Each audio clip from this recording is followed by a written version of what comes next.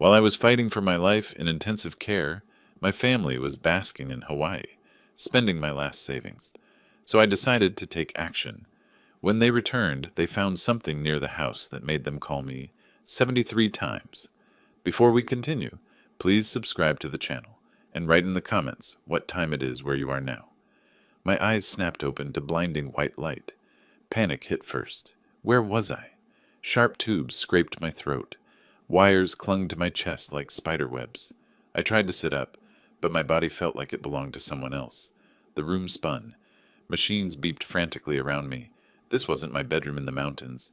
This was sterile, cold, wrong. I reached for my throat, desperate to remove whatever was choking me, but my arms barely responded. Help, I tried to say, but only a wheeze escaped. Footsteps rushed toward me. A woman in scrubs appeared at my bedside, her face calm but alert. Behind her, more medical staff crowded into the small space. Mr. Warren, you're safe, she said, her voice steady. I'm Dr. Green. Please don't try to remove the oxygen tube. Safe? I wasn't safe. I was trapped in this mechanical nightmare, and I couldn't remember how I'd gotten here. Where am I? What happened to me? My voice came out as barely a whisper. Mr. Warren, you're in the hospital. You had a heart attack 10 days ago. Please stay calm. The worst is behind you. 10 days. The words hit me like a sledgehammer. 10 days of my life, gone. I stared at Dr. Green, searching her face for lies, but found only professional concern. 10 days? Where is my son Dennis? Why isn't he here? Dr. Green's expression shifted slightly. Something flickered in her eyes. Hesitation, maybe discomfort. Regarding your family. I haven't seen them in recent days. Right now, it's important that you rest. Rest? How could I rest when my son wasn't here? Dennis lived just 20 minutes away. Even if work kept him busy, surely he'd visit his father in the ICU. Unless something had happened to him, too. The machines around my bed continued their electronic symphony. Through the window, I could see snow-capped peaks in the distance. The familiar silhouette of the Colorado Rockies. At least I was still in Evergreen. Dr. Green checked the monitors, making notes on a tablet. Her movements were efficient, practiced. How many patients like me had she seen? How many confused old men waking up from medical nightmares? Your heart rhythm is strong, she said, looking back at me. Your body went through significant trauma, but you're responding well to treatment. I tried to process this information. A heart attack. At 67, I'd always prided myself on my health. 40 years in the mines had kept me strong, and retirement hadn't slowed me down much. But apparently my body had other plans. I need to call Dennis, I said. Your personal effects are in the hospital safe. Once you're a bit stronger, we can arrange for you to use your phone. Personal effects. Like I was already dead. The thought chilled me more than the hospital air conditioning. The next few hours passed in a blur of medical tests and careful monitoring. Nurses came and went, checking my vitals, adjusting medications. Each time someone entered the room, I hoped it might be Dennis. Each time, disappointment settled deeper in my chest. By afternoon, the initial panic had faded, replaced by a different kind of anxiety. Where was my family? Dr. Green's evasive answer troubled me. In all my years, Dennis had never been the type to abandon responsibility. Even as a kid, he'd been reliable, dutiful. Maybe he didn't know about the heart attack. Maybe the hospital hadn't been able to reach him. That had to be it. I watched the mountain shadows lengthen through my window as evening approached. Tomorrow, I decided. Tomorrow I'd insist on getting my phone back. I'd call Dennis myself, clear up this misunderstanding. The nursing staff prepared me for sleep, dimming the lights and reducing the constant chatter of medical equipment. But sleep felt impossible. 10 days. I'd lost 10 days of my life, and my son was nowhere to be found. Something wasn't right. 5 days had transformed me from an invalid into something resembling a human being again. I could sit up without the world spinning. My voice had returned to its normal, gravelly tone, instead of the whispered rasp that had embarrassed me earlier. Dr. Green entered for her afternoon rounds, tablet in hand, wearing the same professional smile that had greeted me every day since I'd awakened. "How are we feeling today, Mr. Warren?" "Much better," I said, and meant it. The fog in my brain had lifted. My hands were steady. Even my appetite had returned, though hospital food left much to be desired. She went through her routine examination D, checking my pulse, listening to my heart, reviewing the monitors that had become my constant companions. Her expressions remained neutral, but I'd learned to read the subtle signs of satisfaction in her movements. Your indicators have improved significantly, Mr. Warren. Your heart is recovering well. I think we can discharge you in 2 or 3 days. Relief flooded through me. Home, my own bed, my own kitchen, my familiar surroundings in the mountain house I'd shared with Martha for 35 years. That's wonderful news, Doctor. What about my phone? I need to contact my son. Here it is. The nurse brought it from your personal effects. You can use it now, but don't overexert yourself. She handed me the device D, a simple smartphone that Dennis had insisted I get last Christmas. At the time, I'd grumbled about unnecessary technology, but now it felt like a lifeline to the world I'd been cut off from for 15 days. The screen lit up at my touch. Battery at 12%, but functional. The notification icons showed missed calls and messages, but I didn't want to check them in front of Dr. Green. This conversation with Dennis needed to be private. Thank you, I said, clutching the phone carefully. You've taken excellent care of me. That's what we're here for. Your recovery has been remarkable for someone your age. Keep taking your medications as prescribed. Follow up with your cardiologist next week and avoid any strenuous activity. She made a few more notes, then gathered her materials to leave. Dr. Green, I called as she reached the door.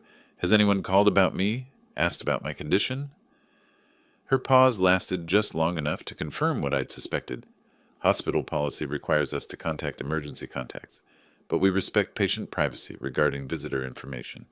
Diplomatic non-answer, professional deflection, but her meaning was clear enough. After she left, I stared at the phone in my hands. 15 days without speaking to my son. In all his 38 years, we'd never gone that long without contact. Even when he'd moved to Denver for college, he'd called every weekend. The weight of the phone seemed to increase as afternoon faded toward evening. Part of me wanted to dial immediately, to hear Dennis's voice and end this mystery, but another part hesitated, afraid of what I might learn. Through my window, the mountains caught the last rays of sunlight, painting the peaks in shades of gold and pink. Soon visiting hours would begin. Maybe Dennis would surprise me, walking through that door with an explanation for his absence. Hours passed. No visitors came. By evening, I'd made my decision. I'd waited long enough. Whatever had kept Dennis away, we'd work through it together. That's what families did. I settled back into my pillows, phone charged and ready. Tonight, after the hospital quieted down, I'd call my son. The hospital had settled into its nighttime rhythm. Hallway lights dimmed to a soft glow. Nursing stations buzzed with quiet activity. I'd been rehearsing this conversation for hours, imagining Dennis's relief at hearing my voice, his explanations for the long absence. My hands trembled slightly as I selected his number from my contacts. 15 days, the longest we'd ever gone without speaking. The phone rang once, twice. On the third ring, his familiar voice answered, "Dad?" Joy flooded through me at that single word. He was safe, alive, available. "Dennis, finally!" "Where are you, son? I haven't had contact with you for 15 days. Why didn't you visit the hospital?" My excitement made the words tumble together. I wanted to tell him everything, the fear, the confusion, the medical staff who'd taken such good care of me. "Listen, Dad, I can't talk long right now. Pris and I are in Hawaii. I took some money from your stash in the basement for tickets. You understand, we needed a vacation." The words hit me like physical blows. Hawaii. Vacation. My money. What? Hawaii? 15 days ago I was dying in the ICU and you were flying off on vacation. Background sounds filtered through the phone connection, ocean waves, distant music, the carefree atmosphere of a tropical resort. While I'd been fighting for my life, attached to machines, wondering if I'd survive another day. "Don't be so dramatic, Dad. You can see you're alive. Listen, international calls are expensive here. We'll talk when we get back in a week." The line went dead. I stared at the phone, unable to process what had just happened. The cheerful sounds of Hawaii still echoed in my memory, D waves lapping against beaches while I'd struggled to breathe through tubes. My money. He'd stolen my money. The emergency fund I'd kept in the basement, saved from decades of mine work, set aside for real emergencies, medical bills, home repairs, end-of-life expenses, money I'd planned to leave him someday when I no longer needed it. He'd taken it for a vacation, while his father lay unconscious in intensive care. The phone trembled in my grip. 15 days of wondering where he was, if something terrible had happened to him.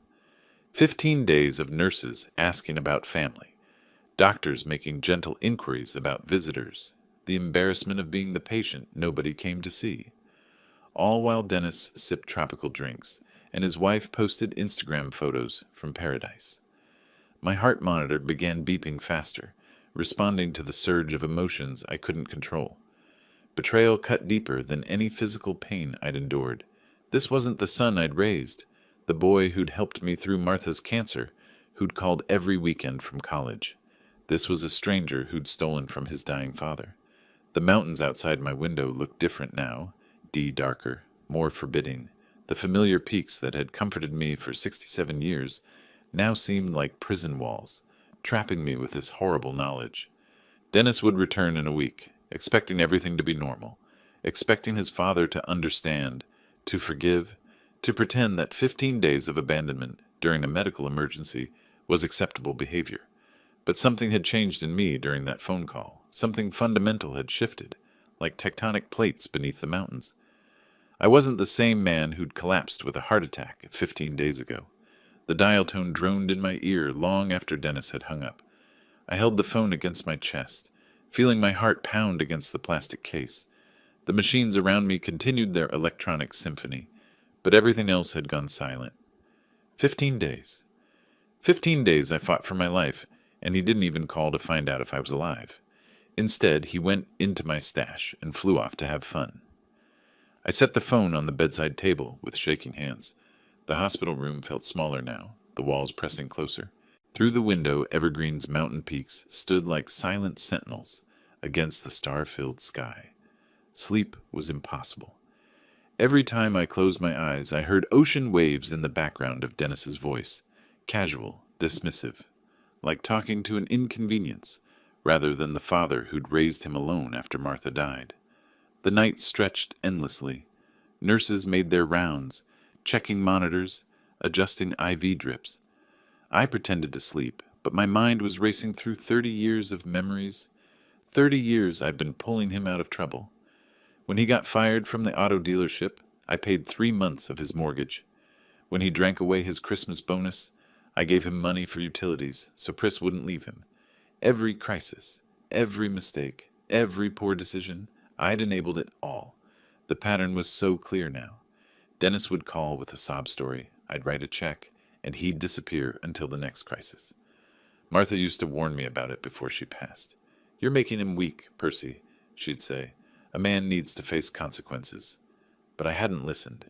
I'd kept rescuing him, kept believing he'd eventually grow up and become responsible. Now I understood the truth. He saw me as an ATM, a backup plan, someone who'd always be there to clean up his messes while he lived his carefree life. Well, no more. The anger built slowly through the night, transforming from hurt into something colder, more calculating. By the time dawn light began filtering through the mountain peaks, I'd made my decision. No, enough being a fool. If he wants to play adult games, he'll get adult consequences. A nurse entered for the morning shift change, checking my vital signs with practiced efficiency. "How are we feeling today, Mr. Warren?" "Ready to go home," I said, and I was. Not to the same home Dennis expected to find when he returned from his stolen vacation. Not to the same father who'd always been there to bail him out. I was ready to teach my son what real consequences looked like. Dr. Green's final examination confirmed what I already knew. My body had healed enough to function outside these sterile walls. The discharge paperwork felt symbolic as I signed each page with steady hands. "Remember, Mr. Warren, no strenuous activity for at least 2 weeks. Take your medications exactly as prescribed, and call immediately if you experience chest pain or shortness of breath." I nodded, pocketing the pill bottles and instruction sheets. My few personal belongings fit in a small bag. Wallet, phone, the clothes I'd worn 17 days ago when the ambulance brought me here. The taxi ride through Evergreen's familiar streets felt surreal. Everything looked exactly the same, but I was seeing it through different eyes. The mountains, the pine forests, the small-town charm. It all belonged to a life I'd lived before. I understood what my own son thought of me. 20 minutes later, we pulled into the driveway of 2847 Maple Grove, the house I'd shared with Martha, where I'd raised Dennis, where I'd planned to spend my remaining years in peace. The key still worked. The front door swung open to silence. Inside, evidence of their hasty departure scattered throughout the rooms. Dirty dishes in the sink. Pris's makeup scattered across the bathroom counter. Dennis's work clothes draped over the bedroom chair. They'd left in a hurry, eager to catch their flight to paradise. The basement stairs creaked under my weight as I descended to check the damage. Behind the water heater, where I'd kept my emergency fund for 15 years, the loose floorboard had been pried up carelessly. The metal box that had contained $8,000 in cash lay empty, tossed aside like garbage. $8,000. My backup plan for medical emergencies, home repairs, funeral expenses, gone. But as I stood in that violated basement, something unexpected happened. Instead of despair, I felt relief, clarity. For 30 years, I'd wondered if I was being too harsh in my judgments of Dennis. Maybe he really was trying. Maybe the failures weren't entirely his fault. Maybe I expected too much. Now I knew better. I climbed back upstairs and found Tom Reed's business card in the kitchen drawer. Tom had handled the paperwork when Martha and I bought this house 30 years ago. He'd built a solid reputation in Evergreen's real estate market. My fingers were steady as I dialed his number. Reed Realty, Tom speaking. Tom, this is Percy Warren. I need to urgently sell the house on Maple Grove as quickly as possible. A pause. Percy, you just got out of the hospital. Maybe you should rest first. Think everything through. No, Tom. I need investor buyers. Cash. Maximum speed deal. Do you have such clients? Well, yes. There are several. But this is a serious decision, Percy. Are you sure? More than sure. Can we start tomorrow? Another pause. Tom's professional instincts were warring with his concern for my health. If you're certain, yes, I have 3 investors who might be interested. Properties in your neighborhood have been selling well. But Percy, this is your family home. Have you discussed this with Dennis? Dennis is traveling. I'm handling this myself. All right, then. I'll make some calls tonight. Set up showings for early next week. You'll need to have the place looking its best. After I hung up, I sat in Martha's old chair and looked around our living room. By the time Dennis returned from Hawaii, this house would belong to someone else. His childhood home, his inheritance, his safety net. Gone. Just like my $8,000. Just like 15 days of my life while I fought to survive. Some lessons I realized could only be learned the hard way. The alarm clock's harsh buzz pulled me from restless sleep at 6 a.m. My first night back in my own bed had been fitful, interrupted by chest pain and the weight of what I'd set in motion. But when I sat up and looked around the bedroom I'd shared with Martha for decades, determination replaced discomfort. 4 days until Dennis returned. 3 days to prepare for Tom's investor showings. The phone rang as I finished my morning coffee. Percy, how are things going with the preparation? Tom's voice carried professional concern. I surveyed the living room with critical eyes. Dust on the mantelpiece, scuff marks on the hardwood floors, the general wear that accumulates when a house becomes just a place to eat and sleep rather than a home. Almost ready. When is the first showing? Tomorrow after lunch. Are you sure everything's ready? You sound tired. I was tired. The physical exertion of yesterday, cleaning, organizing, making the house presentable, had pushed my recovering heart harder than Dr. Green would approve. But time was running short. Everything's under control, Tom. The main thing is speed. After hanging up, I got to work. The living room came first. I moved furniture to vacuum underneath, wiped down every surface, touched up scuff marks with paint I found in the garage. My chest ached after 20 minutes, forcing me to rest on the couch until the discomfort passed. But I kept going. The kitchen required more effort. Years of bachelor cooking had left grease stains I'd stopped noticing. I scrubbed them away methodically, replaced the burned-out light bulb over the sink, tightened the loose handle on the cabinet door that had annoyed Martha for years. By noon, my shirt was soaked with sweat, and my hands shook from exertion. The shortness of breath worried me, but not enough to stop. The bathroom was next. I replaced the cracked tiles around the bathtub, grouted the loose ones, installed a new shower head. Simple repairs I'd been putting off for months became urgent necessities. Each task pushed my physical limits a little further. Each completed repair brought satisfaction that surprised me with its intensity. This wasn't just house preparation, this was erasure. I was systematically removing every trace of the life Dennis expected to inherit. Every improvement made the house more attractive to buyers, more likely to sell quickly for cash. The afternoon brought a call from Tom with updates on interested investors. 3 solid prospects, all cash buyers looking for rental properties in Evergreen's growing market. "The first showing is set for 2 p.m. tomorrow," he said. "You've done good work, Percy. The house shows well." By evening, my entire body ached, but the transformation was remarkable. The house looked better than it had in years, clean, repaired, ready for new owners. I sat in Martha's chair with a glass of water and my evening medications, surveying what might be my last night in this house. Tomorrow, if things went well, I'd accept an offer. By the weekend, Dennis would return from Hawaii to find his inheritance sold. The thought should have brought regret. Instead, I felt only cold satisfaction. Some bridges needed to be burned completely. Tom's sedan pulled into my driveway at exactly 2 o'clock, followed by a sleek BMW with Colorado plates. Through my kitchen window, I watched a woman in an expensive suit emerge from the passenger seat. Polished, professional, carrying a leather portfolio that probably cost more than my monthly pension.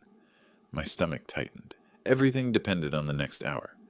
"Percy, meet Sarah Collins," Tom said as I opened the front door. "She specializes in residential investment properties throughout the Front Range."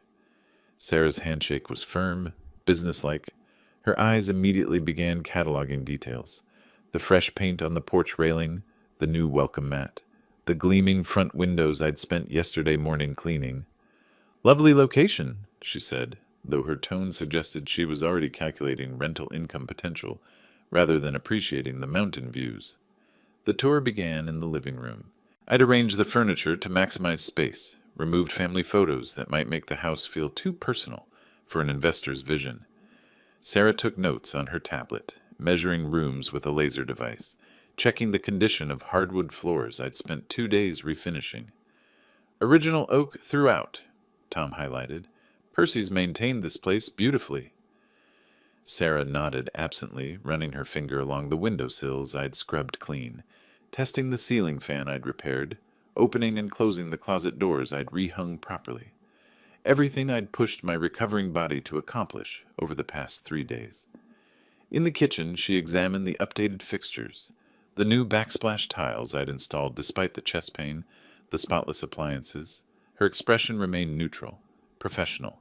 "The bones are solid," she admitted, checking the water pressure at the sink, "but the market's been challenging lately." My heart rate increased, though whether from anxiety or physical exertion I couldn't tell. The basement inspection worried me most.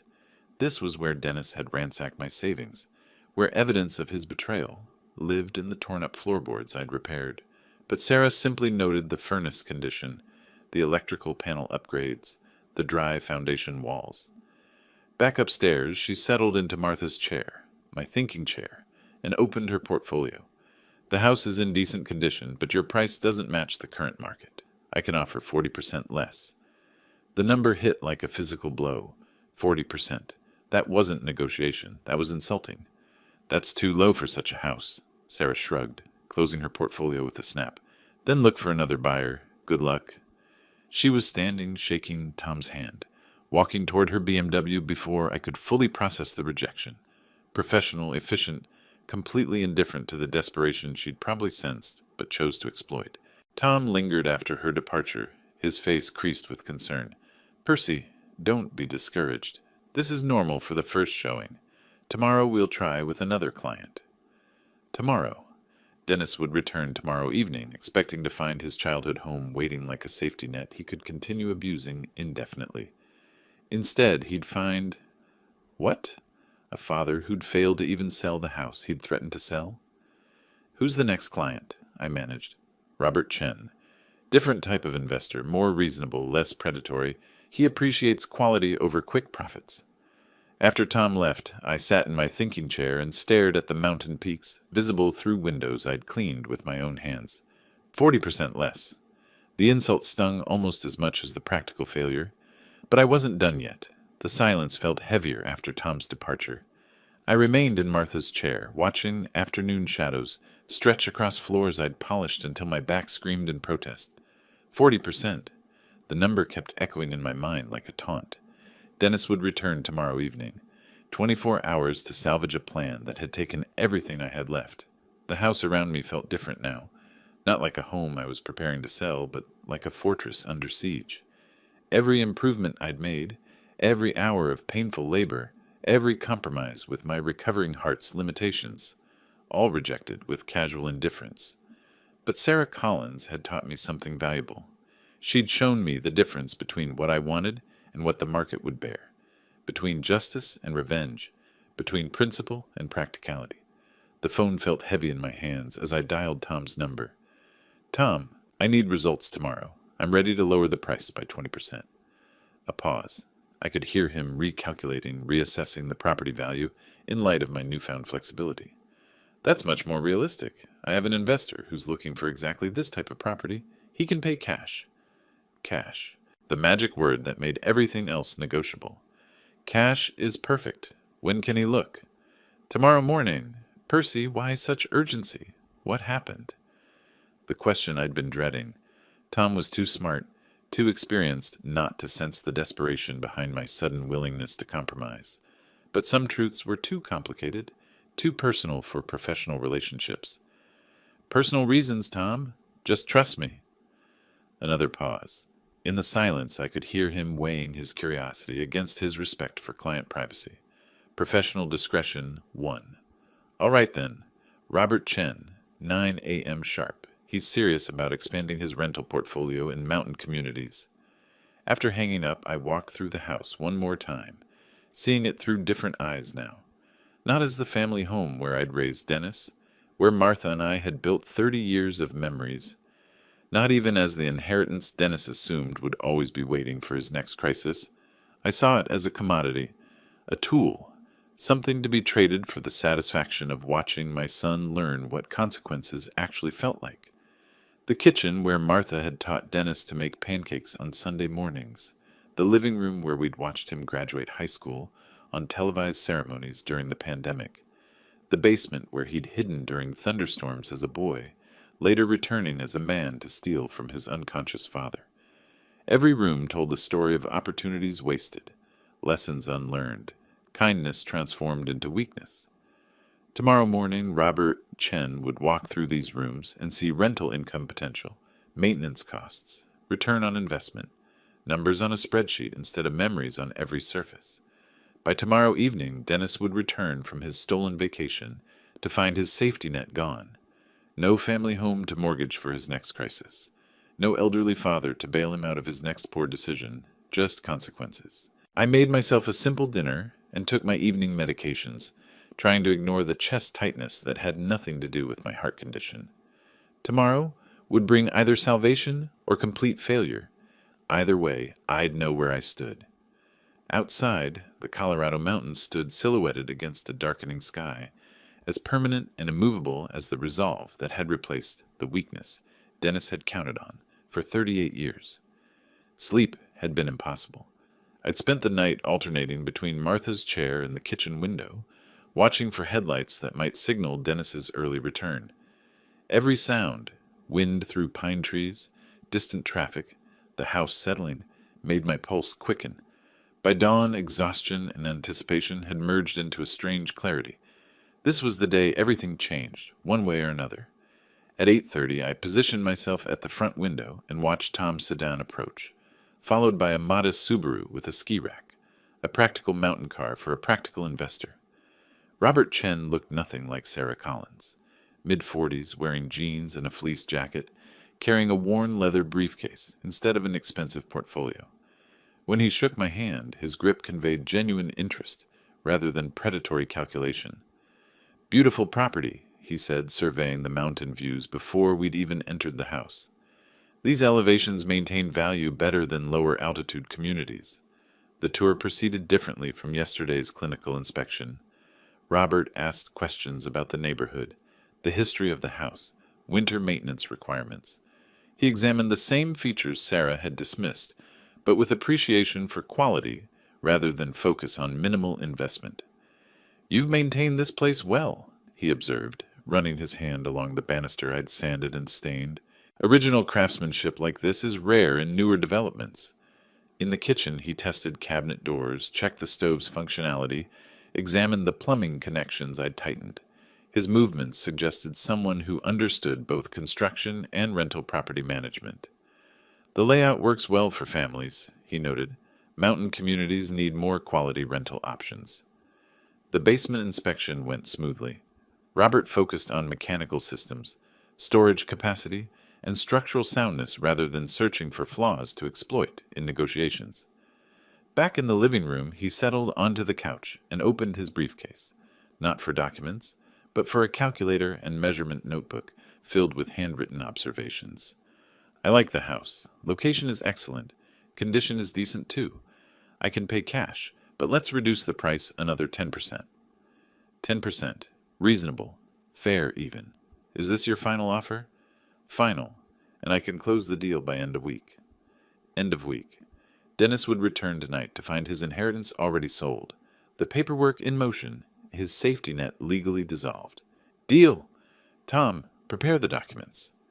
Robert's face brightened with genuine satisfaction, not the cold triumph of someone who'd exploited desperation, but the pleasure of a fair transaction that benefited everyone involved.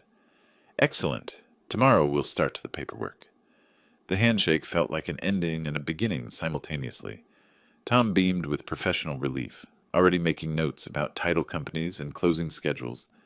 After they left, I stood in the center of my living room, soon to be Robert Chen's rental property, and felt something I hadn't experienced since Dennis's phone call from Hawaii: complete satisfaction. Not the bitter satisfaction of revenge, but the deeper contentment of a plan executed successfully despite obstacles. I'd adapted when rigidity would have failed.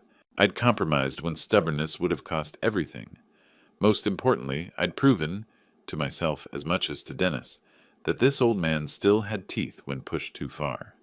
The afternoon stretched ahead like a gift.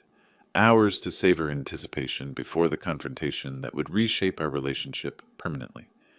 Dennis would arrive, expecting the same weak father who'd always been there to clean up his messes. Instead, he'd find a stranger who'd learned the difference between kindness and foolishness. Tom's office smelled like fresh coffee and leather chairs, the scent of successful deals and satisfied clients. I arrived early, carrying a manila folder with my identification documents and banking information, ready to transform promises into legal reality. "All documents are ready. Tomorrow we'll sign the main agreement." Tom spread the preliminary papers across his polished desk, pointing to signature lines with professional precision. Each page represented another nail in Dennis's coffin of assumptions about inherited security. "Excellent. And I'll receive the cash immediately." "Yes, the buyer will bring a bank check." I signed each document with steady hands, my signature flowing as smoothly as it had 30 years ago when Martha and I first bought this house. Full circle, except this time I was choosing freedom over family obligation. The next 2 days blurred together in systematic preparation. Room by room, I packed Dennis and Pris's belongings with methodical efficiency. Their clothes, her makeup collection, his golf clubs, their shared photographs from happier times. Each box told the story of a life lived carelessly, assuming someone else would always clean up the mess. Designer clothes bought on credit. Expensive electronics purchased during financial crises I'd resolved with my checkbook.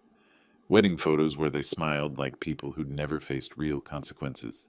The physical work pushed my recovering heart to its limits, but emotional detachment kept me moving. These weren't family treasures anymore. They were just objects belonging to strangers who'd stolen from their dying father. By March 30th, I'd loaded my truck 3 times, transporting everything to Rocky Vault's storage facility on the industrial side of town. The place looked exactly right for this purpose: anonymous, efficient, forgettable. "I need a storage unit for a short term," I told the clerk, a bored young man who barely looked up from his computer screen. For how many months? For an indefinite period. I'll pay for a year in advance. Cash payments simplified everything. No credit checks, no references, minimal paperwork. Unit number 47 became the temporary home for Dennis's life, accessible with a key I'd hide under the doormat, as planned. Loading the final boxes into that sterile concrete space felt ceremonial. Childhood photos mixed with adult failures, Little League trophies next to unpaid credit card statements. The archaeology of a man who'd never learned to stand on his own. I locked unit number 47 and pocketed the key, knowing Dennis would find it eventually when desperation forced him to actually read my instructions. My own packing took less than an hour. 2 suitcases of clothes, a box of Martha's jewelry, and my father's mining tools. Everything else could stay with the house. Let Robert Chen deal with furniture and appliances. The moving truck I'd rented sat loaded and ready outside the empty house. Tomorrow, after the final papers were signed, I'd drive to the small apartment I'd rented in Willow Creek, a place Dennis would never think to look, in a town where nobody knew our family history.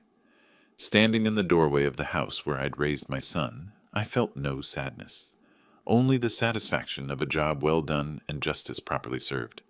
Some lessons required complete destruction of old patterns before new growth could begin. The morning felt different, crisp with possibility rather than heavy with obligation. I arrived at Tom's office carrying the keys to 2847 Maple Grove for the last time, ready to sign away 30 years of family history without a backward glance. Robert Chen sat across from me at the conference table, his cashier's check already prepared and waiting. The amount was exactly what we'd agreed, enough to secure my independence and prove my point without leaving me wealthy. "That's it, Percy. The house is officially sold." Tom's ceremonial tone carried genuine satisfaction. He'd earned his commission through professional competence, helping a client achieve goals he didn't fully understand, but respected enough not to question. "Thank you for everything, Tom. You helped tremendously." The gratitude was real. Without Tom's expertise and discretion, this plan would have remained just an angry old man's fantasy instead of executed justice. "What will you do now? Where are you move on?" Tom's curiosity was natural, professional. In 30 years of knowing me, he'd probably never seen me make such a dramatic life change. "I have a plan, don't worry." Mystery served my purposes better than explanation. The fewer people who knew my new address, the better Dennis would learn to accept permanent consequences. The bank visit took longer than expected, converting a large cashier's check into cash-raised eyebrows, and required additional identification. But by noon I walked out with enough bills to fund my new life comfortably. The house waited for me, completely empty except for the note I'd been composing mentally for days. I'd written and rewritten the words in my mind, crafting each sentence to deliver maximum impact while maintaining dignity. The kitchen table, Martha's favorite spot for serious conversations, seemed like the right place for my final communication with Dennis. I sat down with a legal pad and began writing in careful handwriting. "Dennis, when you read this, the house has already been sold. Your belongings are in storage unit number 47 at Rocky Vaults. Key is under the doormat. Don't try to find me. It's pointless. For 30 years, I've been your safety net. Every financial crisis, every poor decision, every consequence you couldn't face alone. I was there with my checkbook and my patience. When you got fired, I paid your mortgage. When you drank away your bonus, I covered your utilities. When you needed vacation money, you helped yourself to my emergency fund while I lay unconscious in intensive care. 15 days I fought for my life in that hospital room. 15 days wondering if I would survive to see my family again. While I struggled to breathe through tubes and machines, you were sipping tropical drinks with money stolen from your dying father. You called me dramatic for objecting to your theft and abandonment. You hung up on me because international calls were expensive. You treated my near-death experience like an inconvenience to your vacation schedule. Now you'll understand what it means to have no safety net, no father to bail you out, no family home to mortgage for your next crisis. You're 38 years old. It's time you learned to face consequences like an adult. Don't contact me. Don't look for me. Don't expect reconciliation or forgiveness. This isn't cruelty, it's education. The School of Hard Knocks has officially opened, and tuition is everything you took for granted. Your mother would be ashamed of what you've become. I'm ashamed I enabled it for so long. Learn to stand on your own 2 feet, Dennis. It's never too late to become the man I hoped you'd be. I signed it simply, Percy Warren, and left it propped against the sugar bowl where Dennis would definitely see it. Walking through the empty rooms one final time, I felt only relief. No ghosts of family dinners or Christmas mornings haunted these bare walls. Just the echo of my footsteps moving toward a future built on self-respect instead of family obligation. The front door closed behind me with a satisfying click. Sunlight streaming through unfamiliar windows woke me at dawn. For a moment, I forgot where I was. The ceiling was different. The sounds outside my bedroom were new. Then memory flooded back, bringing satisfaction instead of confusion. I was free. My new apartment in Willow Creek was modest but sufficient. 2 bedrooms, a small kitchen, mountain views from the living room window. Everything a 67-year-old man needed to live comfortably without the weight of family drama pressing down on his shoulders. Coffee tasted different here. Better, somehow. The simple pleasure of morning routine without wondering when the next crisis would arrive, when the next desperate phone call would interrupt my peace. At exactly 9:30, my phone began buzzing. The screen showed Dennis's name and number, followed immediately by another call, then another. I let them all go to voicemail, watching the missed call counter climb, with scientific fascination. By noon, the number had reached 73. 73 calls. I guess they finally understand what it means to be left with nothing. I scrolled through the call log, noting the timestamp progression. The first few calls came 20 minutes apart. Probably Dennis trying the house phone, then my cell, then calling back casually. By hour 2, the intervals shortened to 5 minutes. By hour 4, constant desperation. The voicemails painted a predictable picture without my needing to listen. I could imagine Dennis's voice progressing from confusion to anger to panic to pleading. Pris probably grabbing the phone to add her own brand of entitled outrage. None of it mattered anymore. Now they know how it feels to come home and find nothing. Like I found an empty hospital room while they were enjoying themselves with my money. Through my new living room window, the Colorado Rockies looked exactly the same as they had from my old house. Eternal, unchanging, indifferent to human drama. The mountains had watched Martha and me build our life together, witnessed Dennis grow from an innocent child into a selfish man, observed my transformation from enabler to educator. This isn't revenge, it's a lesson. A lesson about consequences and responsibility. My phone buzzed again. Call number 74. I turned it face down on the coffee table and returned to my morning newspaper, reading local Willow Creek news with genuine interest. The community center needed volunteers for senior activities. The library was hosting a book club focused on Western history. A hiking group met every Wednesday for mountain trail walks. Life was beginning again at 67, and it felt like the first honest life I'd lived in decades. The calls would stop eventually. Dennis would exhaust his panic, accept his situation, and start the difficult process of building adult resilience. Or he wouldn't, and he'd spend his remaining years blaming everyone except himself for his problems. Either way, it was no longer my responsibility. I'd spent 30 years trying to raise a man who refused to grow up.